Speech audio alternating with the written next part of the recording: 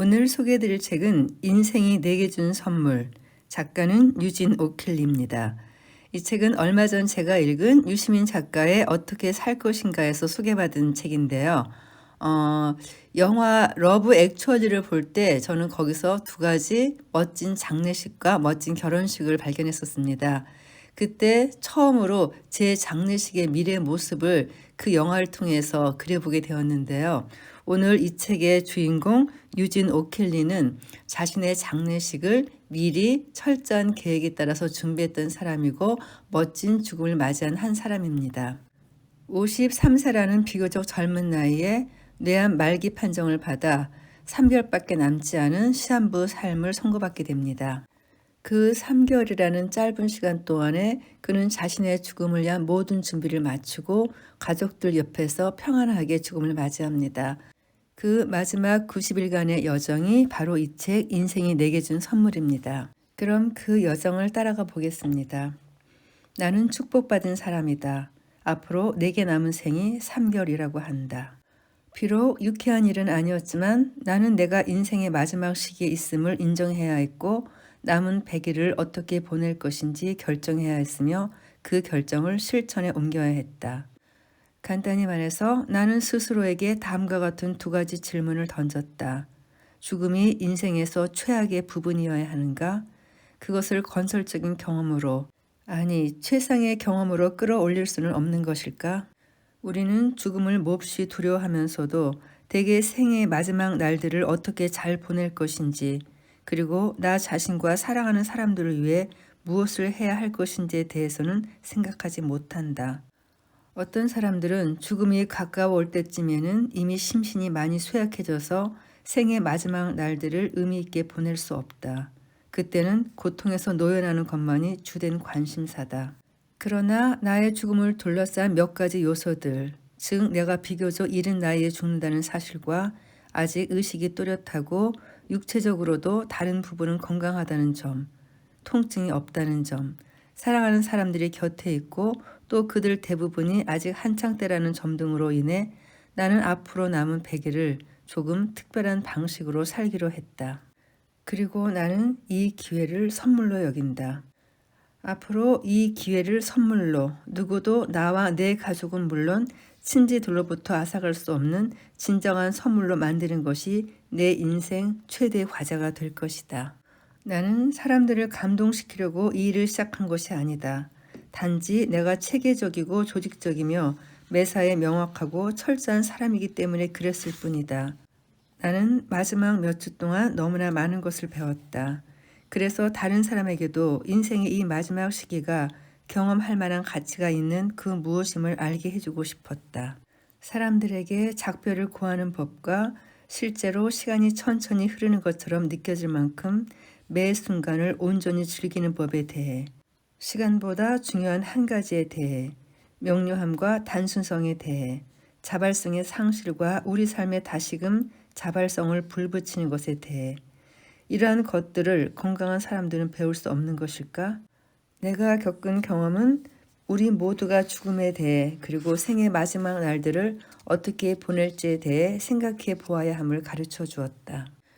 언젠가 때가 되면 자신의 마지막 날들을 계획하겠다고 생각하는 사람들이 있다면 더 일찍 생각해 보라고 말해주고 싶다. 코린과 결혼해서 같이 살아오는 동안 우리는 각자 죽음을 맞이할 내면의 힘을 기를 필요성에 대해 대화를 나눈 적이 덜어 있었다. 단지 말로만 그럴 것이 아니라 실습이 필요하다고 말이다. 사람들은 막상 위기 상황에 처하면 이를 곧잘 잊어버린다. 이제 실습을 시작할 때예요. 사방이 조용해졌을 때 코린이 말했다. 준비 기간이 언제까지나 계속되지는 않을 테니까요. 코린의 말이 맞다. 우리는 지난 세월 동안 함께 빛을 쫓아왔다. 그리고 이제 한 팀으로서는 마지막으로 빛을 쫓으려 한다. 수많은 아름다운 날들 가운데 어느 하루가 아니라 우리가 함께 해온 아름다운 인생의 마지막을 비추는 빛을. 그림자는 마지막으로 그 길이를 길게 늘어뜨릴 것이고 마지막으로 밤이 내릴 것이다. 언젠가 코린은 나 없이 혼자서 라운드를 마쳐야 할 것이다. 의사들에게 자세한 설명을 듣고 난 지금 나는 다음과 같은 세 가지 일을 하기로 결심했다. 첫째, 직장을 그만둔다. 둘째, 내게 가장 적합한 치료법을 선택한다. 셋째, 남은 기간을 내 생애 최고의 날들로 만들고 가능한 한 가족들에게도 좋은 시간이 되도록 한다. 나는 회장직에서 물러났다. 첫 번째 과제를 완수한 것이다. 회사의 임직원들은 모두 큰 동의 없이 훌륭하게 대처해 주었다. 이제 치료법을 선택하는 두 번째 과제에 착수할 때다. 내 생각에 화학요법은 적절하지 않았다.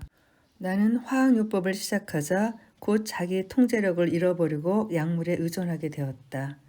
간단히 말해서 나는 스스로에게 독을 투여하고 있는 셈이었다. 하지만 왜 그래야 하는가? 삶이 몇 주 더 연장될지는 모르나 어차피 결과는 마찬가지 아닌가? 꺼져가는 생명을 조금 더 연장시키기 위해 자신뿐 아니라 사랑하는 가족들까지 힘들게 할 필요가 있을까? 스스로에게 독을 투여함으로써 남은 인생이 더 힘들어지는데도 풍요롭지도 않고 활기차지도 않으며 생명력으로 충만한 삶이 되지 못하는데도 나는 짧은 수명을 삶의 질로 보상하기로 결심했다. 생명의 위협에 직면해 보지 않은 사람들은 내가 일찌감치 화학요법을 중단한 것을 포기라고 생각할 것이다. 마치 내가 진심으로 더 살고 싶어 하지 않은 것처럼 보일 것이다. 하지만 그렇지 않다. 나는 내 삶을 사랑하며 가능한 한 오래 살고 싶다. 화학요법을 중단하자 마음이 편했을 뿐만 아니라 해방감마저 느꼈다. 기분이 날아갈 듯했다. 내가 스스로의 죽음을 컨트롤하고 있는 듯했다. 화학요법은 그만두었지만 방사선 치료는 계속했다. 6주일 동안 일주일에 5번씩 꼬박 병원에 다니느라 다른 일에 제한을 받기는 하겠지만 그래도 해볼 만한 가치는 충분했다. 나는 골프웨어 차림으로 병원에 들어섰다. 그러면 필드에 나갈 때처럼 기분이 좋아졌다. 병원에 다니는 것은 힘들었지만 그곳에 갈 때마다 사람들에 대한 나의 인내심, 다시 말해 인간의 불완전성에 대한 인내심은 조금씩 커졌다. 나는 인간의 다양한 측면을 더욱 잘 이해하게 되었다. 인간의 내면은 내가 생각했던 것보다 훨씬 폭넓었다. 대기실에 앉아 내 차례가 오기를 기다리면서 나는 상황을 받아들이는 법을 배웠다. 아니, 받아들여야 했다. 그것밖에는 달리 방법이 없었다. 내가 받아들임을 진정으로 이해하기 시작한 것은 병원에서였다. 생의 마지막 시기에 접어든 내게 현실을 받아들이는 것 외에 달리 어떤 선택의 여지가 있겠는가. 나는 새로운 것을 배우지 못할 만큼 나이 들지는 않았다. 그러나 모든 것을 내 마음대로 할 수는 없다고 나는 스스로에게 말한다. 나는 불행과 불운을 받아들이지 않으려 했었다. 그리고 무엇보다도 목표를 포기하는 패배자의 태도를 용납하지 않으려 했었다. 그러나 마침내 내 안에 관리자 기질을 놓아줄 때가 왔다. 나는 눈을 감는다. 그리고 스스로를 놓아보낸다. 나는 식탁에 앉아 남은 날들 동안 해야 할 일의 목록을 적어보았는데 그 내용은 다음과 같다. 법적인 문제와 재정적인 문제를 정리한다. 사람들에게 작별 인사를 한다. 단순한 생활을 즐긴다. 매 순간을 산다. 완벽한 순간을 음미할 뿐 아니라 그런 순간을 만들어낸다. 다음 세상으로의 이행을 시작한다. 장례식 계획을 세운다. 심신이 피로해진 지금 나는 이 마지막 날들이 결의와 끝마무리, 각성된 의식과 삶의 기쁨으로 빛나기를 바랐다. 심신이 지치면 지칠수록 명료함과 강렬함, 그리고 완벽함을 더욱 원했으며 오직 그것들만이 간절했다. 행복한 삶을 살다가 그보다 더 나은 죽음을 맞이하는 것은 커다란 축복이다. 나는 가능한 한 최상의 죽음을 맞이하고 싶다. 삶에서 늘 이루고자 했던 것을 죽어가면서도 이루고 싶다는 뜻이다. 다시 말해 나는 내가 아는 최상의 방법으로 죽음을 맞이하고 싶다. 이제 나는 죽음에 성공하려 한다. 다시 말해 죽음을 건설적으로 받아들여 올바른 죽음을 맞이하고자 한다. 죽음을 분명히 의식하고 죽음이 진행되는 동안 또렷한 의식으로 그 과정에 참여하며 죽음을 포용할 생각이다. 나는 정신적인 세계에서도 성공을 거둘 수 있도록 나의 관점을 재조정해야 했다. 관점의 재조정은 내가 가장 중요하게 여기는 가치들에서부터 시작해야 할 것이다. 나는 늘 헌신을 중요하게 생각해 왔다. 그리고 헌신은 얼마나 많은 개인 시간을 포기하느냐가 아니라 얼마나 많은 에너지를 쏟아부으며 얼마나 그 일에 몰두하느냐에 의해 가장 잘 드러난다. 생각이 여기에 미치자 무언가 중요한 것을 깨달은 듯 했다. 내가 컨트롤할 수 있는 것은 내 안의 에너지다. 그리고 이 에너지를 어떻게 배분하며 외부의 힘에 대항하여 에너지를 어떻게 사용하느냐 하는 것이다. 이러한 생각은 내가 집중해야 할 일들에 집중할 수 있도록 도와줄 것이다. 이것은 사실 헌신보다는 명료한 의식이라는 표현이 더 낮고 정확하며 시간과의 연관성도 덜할 듯하다. 더 이상은 미래에 살지 말자. 2달 앞이나 한 주 앞 또는 몇 시간 앞을 내다보며 사는 것을 그만두어야 한다. 그러나 나는 곧 현재에 머무는 것과 주변 사물의 본질을 아는 것이 내가 이제껏 시도해온 그 어떤 일보다 어렵다는 것을 알게 되었다. 하지만 어쨌든 나는 현재에 사는 법을 배워야 했다. 아주 짧은 시간일지라도 현재에 머무는 법을 배워야 했다. 처음에는 쉽지 않았다. 늘 마음이 다른 데로 샜다. 매일 아침 눈을 뜨면 나는 현재의 순간에 머물고자 애쓴다. 나는 진정으로 그리고 몰입해서 나를 둘러싸고 있는 주변 환경을 느끼고 의식하려고 애썼다. 그러나 실패했다. 과거와 현재는 내가 생각한 것처럼 서로 동떨어진 것이 아니지 않을까? 사실 시간차를 제외한다면 동일한 것이 아닐까? 생애의 마지막이 가까워옴에 따라 나는 코린과 함께 마지막 가족 여행을 계획했다.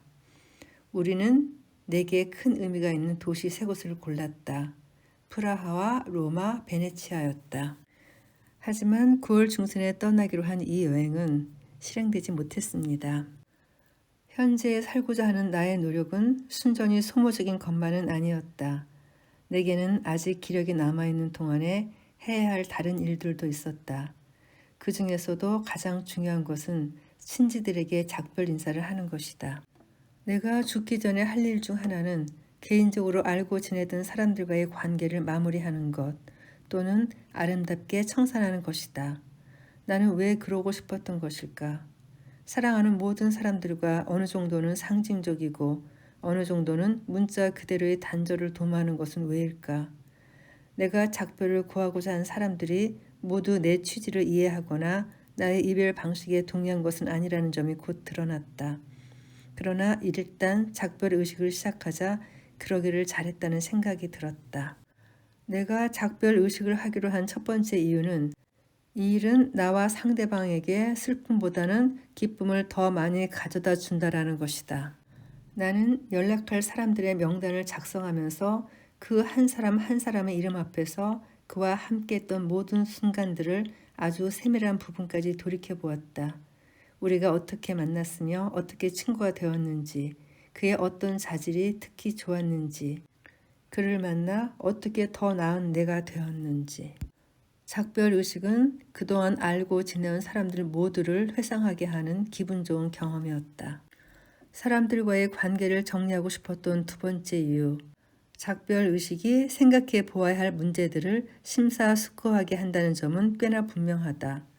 나는 사람들에게 작별을 구함으로써 행복한 기억을 되새기게 되었을 뿐만 아니라 죽음이 아닌 삶에 초점을 맞추게 되었다. 작별 의식을 통해 나는 나 자신의 고독한 실존이 아니라 사람들과의 관계에 집중하게 되었는데 계속해서 사람들과의 관계에 초점을 맞춘다는 것은 신앙의 유무를 떠나 누구에게나 이완이 되는 일이다. 세 번째 이유는 내가 끝 마무리를 잘한다는 것이었다. 마무리 작업 없이는 가장 소중한 관계의 일부를 충분히 음미하지 못하게 될 것이고 이는 나와 상대방 모두에게 큰 손실이 될 것이다. 이제 삶을 정리하는 네 번째이자 마지막 이유, 해낼 수 있기 때문에 대해 살펴보자.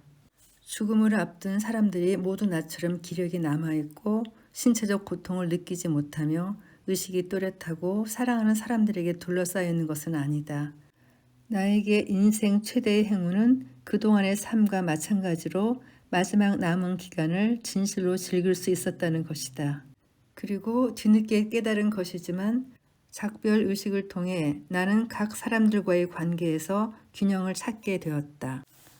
뇌종양 판정을 받은 며칠 뒤의 어느 날 밤, 나는 주방의 식탁에 연습장을 꺼내놓고 다음과 같은 도표를 그려보았다.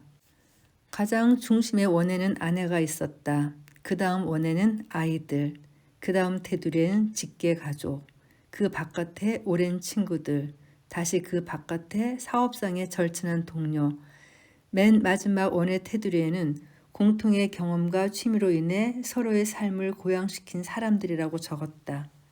나의 계획은 바깥쪽 원에서 시작하여 점차 안쪽으로 들어가며 사람들에게 작별 인사를 하는 것이었다. 그 다음 내가 결심한 것은 이러한 작별 의식이 가능한 한 특별한 만남이 되도록 하자는 것이었다.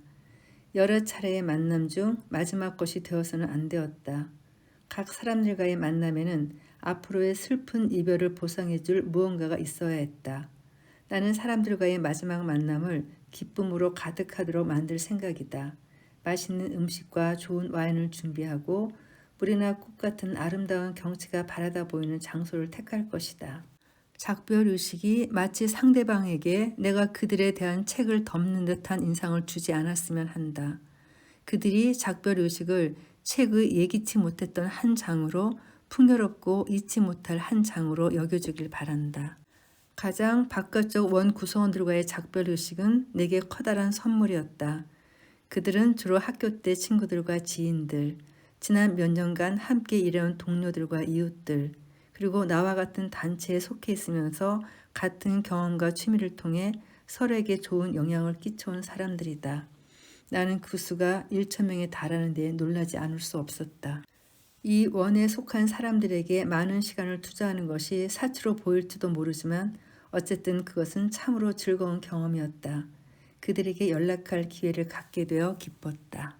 나는 섬세하고 꼼꼼한 성격을 타고난 탓에 바깥쪽 원에 너무 많은 시간을 쏟아붓다가 안쪽 원에 소홀해질 우려가 있었다. 그래서 늘 그 점을 스스로에게 상기시켜야 했다. 생각해보면 예전에도 가장 바깥쪽 원에 신경 쓰느라 나도 모르게 기력을 소진한 적이 많았을 것이다. 만약 좀 더 일찍 내 앞에 영원히 펼쳐져 있는 것처럼 생각되던 젊은 시절에 관계의 동심원을 그려볼 생각을 했더라면 나는 중요한 사람들과 덜 중요한 사람들을 구분할 수 있었을 것이고 이는 시간이나 에너지 배분에 도움이 되었을 것이다. 5번째 원에 속한 사람들에게 작별 인사를 하는데 거의 3주가 걸렸다. 바깥쪽 원을 해결하고 안쪽 원에 집중하게 됨에 따라 내 삶은 훨씬 단순해졌다. 그러나 앞으로 3개월 남짓밖에 살지 못하는 사람에게 3주는 너무 길었다. 이제 더 안쪽 원으로 옮겨갈 때다. 생각해보면 나는 극히 깨끗하고 맑은 의식을 가지고 현재에 사는 법을 배우려고 애쓰는 동안 이미 그러한 방법을 터득하고 있었던 것 같다. 완벽한 순간에는 시간이 정지한 듯 느껴진다. 전화통화에 몰두하는 5분도 완벽한 순간이 될 수 있고 좋은 와인을 마시고 즐거운 대화를 주고받으며 느긋하게 식사를 하는 4시간도 완벽한 순간이 될 수 있다. 완벽한 순간은 언제까지나 계속될 수 있다. 완벽한 순간이란 어떤 구획되어진 시간이라기보다는 그 순간의 분위기를 의미하기 때문이다. 나는 요즘 들어 완벽한 순간들을 얼마나 많이 경험하고 있는지 모른다. 덕분에 완벽한 순간의 아름다움을 음미하는데 더욱 익숙해졌다. 예기치 못하게 맞닥뜨린 과거의 한순간이 생각난다. 내가 샌프란시스코 교회의 올림픽 클럽에서 작은 호숫가의 페어웨이를 걸어 내려가고 있을 때였다. 어디선가 불쑥 매 한 마리가 날아내려와 호수의 물고기를 낚아채더니 내 머리를 스치듯 지나 나무 우듬지 너머로 사라져갔다. 그 당시에는 몰랐지만 그것은 완벽한 순간이었다. 이 대목을 읽을 때 저는 제가 보았던 많은 완벽한 순간들이 다 생각났어요. 앞으로는 그런 순간들을 만날 때 더 크게 행복해질 수 있을 것 같아요. 몇 주에 걸쳐 장례식 계획을 세우는 중이다. 장례식은 코린과 내가 기도하러 다니던 성 야고보 성당에서 치러질 예정이다. 관을 운구할 6사람은 미리 정해 두었다. 장례식에는 친척들과 친구들, 동료들과 사업상 알게 된 친지들이 참석할 것이다. 나의 후임자이자 좋은 친구인 플린이 추도사 하나를 낭독할 것이고 나는 아내와 딸들에게 주는 글을 미리 써서 나중에 내가 죽은 후에 모든 사람들 앞에서 읽어달라고 동생 윌리엄에게 맡겨두었다. 친한 친구 2명에게는 아일랜드식 밤샘을 준비해달라고 부탁했는데 그것은 내가 사랑하는 사람들이 모두 모여 즐기는 삶의 축제가 될 것이다. 그들은 모임에서 서로의 안부를 묻고 즐거운 추억을 회고하고 잘 차려진 음식을 맛있게 먹고 그들이 함께 있다는 사실을 의식할 것이다. 그리고 인생에 대해 대체로 좋은 느낌을 받을 것이다. 또 나는 화장을 원한다. 화장한 후 뼈가루를 어떻게 할지는 아직 결정하지 못했지만 말이다. 오랜 친구들과의 작별의식은 참으로 다양한 모습으로 전개되었다. 신앙이 있거나 배우자와 행복한 결혼 생활을 하는 친구들과는 아주 편안한 마음으로 작별 인사를 주고받을 수 있었다. 내게는 작별의식을 할 때의 규칙이 있었다. 바로 대화가 어느 범위 바깥으로 넘어가지 않도록 하는 것이다. 나는 되도록 현재의 순간에 머물고자 애썼다. 2명은 작별의식을 마친 후에도 계속 연락을 해왔다. 그들은 내가 세상을 떠나는 것을 원치 않았다. 그런 친구들에게 나는 이렇게 말해주곤 했다. 나는 우리가 이대로 헤어질 수 있기를 바라네. 우리는 서로 작별 인사를 주고받는 시간을 가졌고 그것을 통해 완벽한 순간을 맛보았네. 그러니 이쯤에서 헤어지기로 하세. 다시 만날 약속 같은 것은 하지 말기로 하세. 완벽한 순간을 좀 더 낫게 만들려는 시도는 성공하지 못하는 법이라네. 나는 앞으로 해야 할 일들에만 신경을 써야 했다. 남은 날들이 갈수록 줄어들고 있었던 것이다. 하지만 계속해서 마음 아파하는 친구들을 어떻게 할 것인가.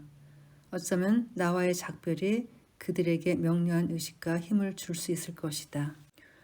딸 진아와의 이별을 생각할 때마다 나는 아버지로서 얼마나 오래 딸의 곁에 머물 수 있을까 보다는 어떻게 하면 딸에게 아버지가 어떤 사람이었는지를 가장 잘 알릴 수 있을까 하는 문제로 더 고심했다. 완벽한 순간은 종종 예고 없이 찾아온다. 코린과 진아와 더불어 보낸 시간이 완벽했던 것은 그 시간이 아내와 딸과 함께한 시간이어서가 아니라 아무런 예고 없이 펼쳐졌기 때문이다. 내 인생에서 자발성이 좀 더 많은 비중을 차지했더라면 어땠을까? 아니, 일부나마 발휘되었더라면. 그랬다면 나는 그동안 내게 그토록 큰 기쁨과 만족의 원천이 되었던 사업상의 성공을 포기했을까? 이 대목이 주인공이 가장 아쉬워하는 부분이었던 것 같아요.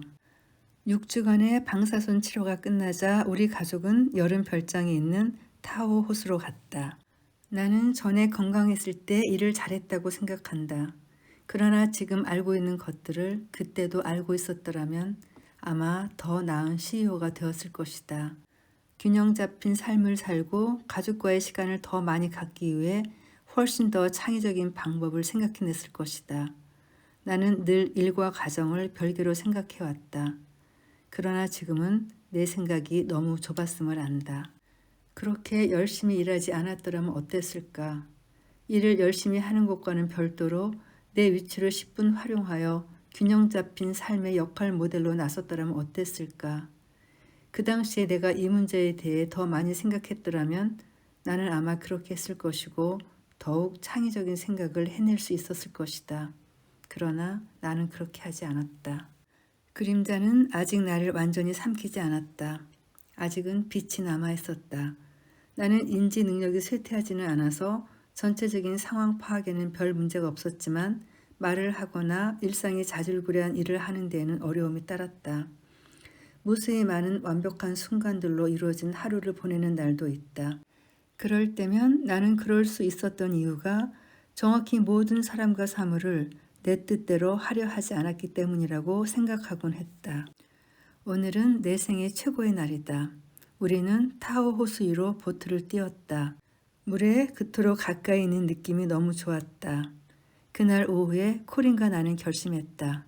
우리가 죽으면 그 뼈가루를 에메랄드만에 우리가 좋아하는 장소에 뿌리기로. 어머니와 동생 윌리엄이 우리의 마지막 작별의식 주말을 보내기 위해 타호로 날아왔다. 루이인 로즈와 린다에게는 이미 작별 인사를 한 뒤였다. 가장 가까운 사람들과 관계를 정리하는 것도 다른 사람들의 경우와 마찬가지로 내가 그들에게 하고 싶은 말을 하고 그들과 화해하는 것을 의미한다.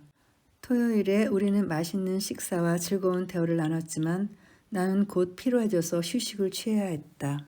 일요일에 우리는 보트를 빌려 어머니와 윌리엄에게 아름다운 호수를 구경시켜 주었다.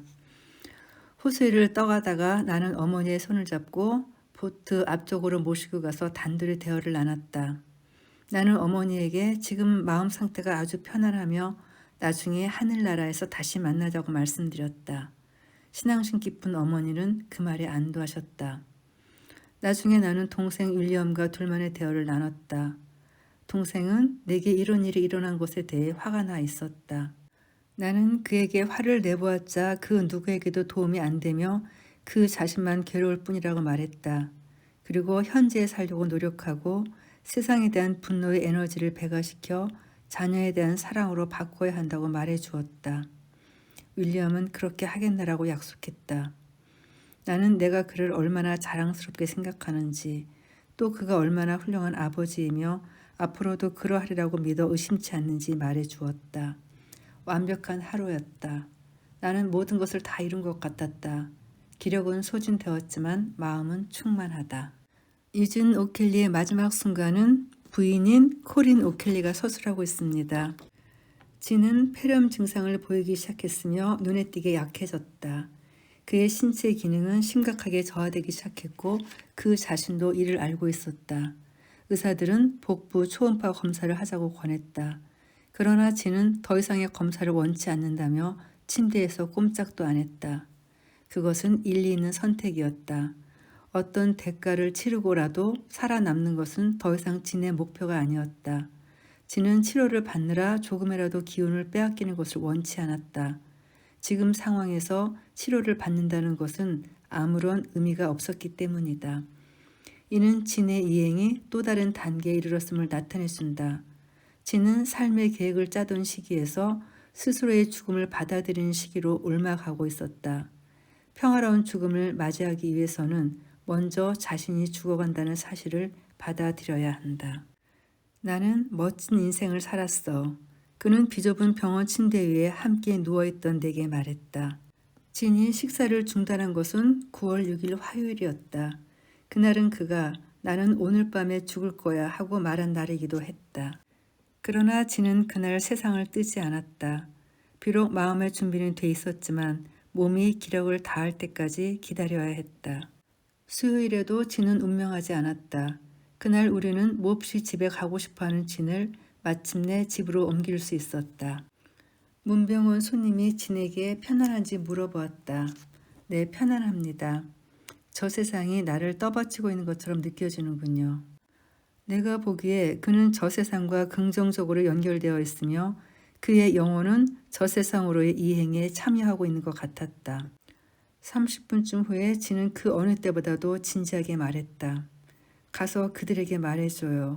이 세상과 다음 세상 사이에는 아무런 고통이 없다고. 토요일 오후 진이 내게 말했다. 대부분의 사람들은 또렷한 의식으로 죽음을 맞이할 준비가 안 돼 있어. 몸도 마음도. 나는 그에게 나를 떠날 준비가 되어 있는지 물어봤다. 그런 것 같아. 그가 대답했다. 그로부터 3시간도 지나지 않아서 진은 세상을 떠났다. 9월 10일 토요일 저녁 8시 1분이었다. 진의 여행이 끝나자 나는 맥이 풀렸다. 그날 저녁 내내 나는 아무런 느낌이 없었다. 다음날 아침 나는 말할 수 없는 기쁨과 평안을 느꼈다. 상실의 고통은 시간이 더 지난 뒤에야 찾아오리라. 지금은 진이 평화롭게 죽음을 맞이한 것을 축하할 때다. 나는 창밖으로 강을 내다보았다. 강물 위로 햇살이 반짝이고 있었다. 완벽한 순간이었다. 죽음을 이렇게 완벽한 순간으로 만든 유진 오킬리에게 존경을 보냅니다. 이 책을 다 읽고 난 저녁 저는 전에 보았던 영화 Me Before You가 떠올라서 다시 한번 보았는데요. 피할 수 없는 죽음을 완벽한 순간으로 만든 그 영화가 슬프다기보다는 완벽한 순간이었다. 그 한마디로 다시 한번 영화평을 바꾸고 싶네요. 긴 녹음 들어주셔서 감사합니다.